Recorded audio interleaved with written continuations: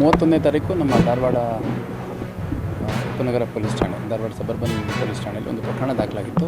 ಅದರಲ್ಲಿ ಯುವತಿ ಒಬ್ಬಳು ಜಿಮ್ಗೆ ಹೋದಂಥ ಸಂದರ್ಭದಲ್ಲಿ ನನ್ನ ಜೊತೆ ಅನುಚಿತವಾಗಿ ನಡ್ಕೊಂಡಿದ್ದಾನೆ ಒಬ್ಬ ವ್ಯಕ್ತಿ ಅಂತಂದು ಆರೋಪಿಸಿ ಕಂಪ್ಲೇಂಟನ್ನು ನೀಡಿದ್ದರು.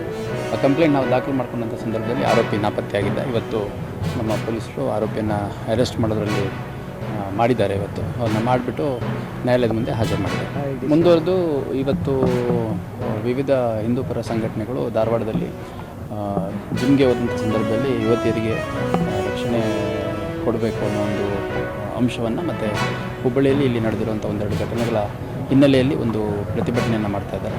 ಆ ಪ್ರತಿಭಟನೆಗೆ ಅಗತ್ಯ ಬಂದೋಬಸ್ತ್ ಮಾಡಲಾಗಿದೆ. ಮತ್ತು ಯಾರು ಈ ಪ್ರತಿಭಟನೆಯಲ್ಲಿ ಭಾಗವಹಿಸ್ತಾರೆ ಅವರೆಲ್ಲರ ಜೊತೆ ನಮ್ಮ ಅಧಿಕಾರಿ ಸಿಬ್ಬಂದಿಗಳು ಸಮಾಲೋಚನೆ ಮಾಡಿ ಶಾಂತಿಯುತವಾಗಿ ಮಾಡಲಿಕ್ಕೆ ಸೂಚನೆ ಕೊಟ್ಟಿದ್ದಾರೆ.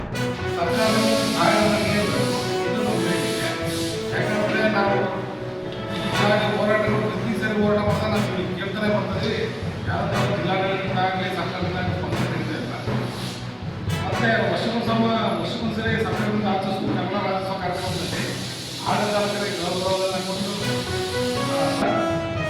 ಚಿತ್ರದ ನಗರದಲ್ಲಿ ಈಗಾಗಲೇ ಸಾಲ ನೀಡುವ ಫೈನಾನ್ಸ್ ಕಂಪನಿಗಳು ಹೆಚ್ಚಿನ ಬಡ್ಡಿ ದರಗಳು ನೀಡ್ತದೆ. ಆ ಬಡ್ಡಿ ದರಗಳಿಗೆ ಸಿಟಿ ಡಿಪಾರ್ಟ್ಮೆಂಟ್ನಲ್ಲಿ ಇರ್ತಕ್ಕಂಥ ರೌಡಿ ಹಿನ್ನೆಲೆ ಇರುವಂಥ ವ್ಯಕ್ತಿಗಳಿಗೆ ಇನ್ನು 500 ರೂಪಾಯಿ ಜೀವನದಲ್ಲಿ 500 ರೂಪಾಯಿದಲ್ಲಿ ಮನೆ ಬಾಡಿಗೆ, ಗ್ಯಾಸ್ ಇವೆಲ್ಲ ನಾವು ನೋಡೋದು ಆಶೆ ಕುಟುಂಬಗಳು ಆತ್ಮಹತ್ಯೆ ಸಮಸ್ಯೆ ತಲುಪಿದೆ. ಹಾಗಾಗಿ ಸರ್ಕಾರ ಆಗಲಿ ಜಿಲ್ಲಾಡಳಿತ ಸೂಕ್ತ ಇನ್ನೊಂದು ಏನು ಸಮಸ್ಯೆ ಇದೆ ಅಂತಂದರೆ ಗ್ಯಾಸ್ ಪಂಪ್ಗಳಲ್ಲಿ